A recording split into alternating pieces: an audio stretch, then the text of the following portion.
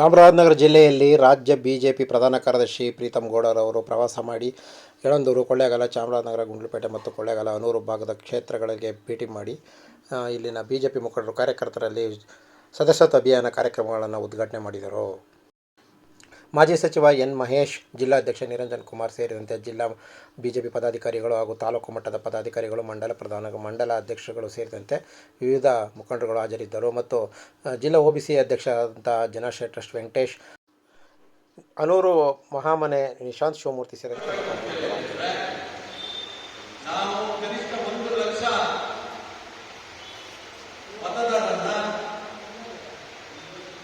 ಭಾರತೀಯ ಜನತಾ ಪಾರ್ಟಿಗೆ ಸದಸ್ಯತ್ವವನ್ನು ನೋಂದಣಿ ಮಾಡೋದ್ರ ಮೂಲಕ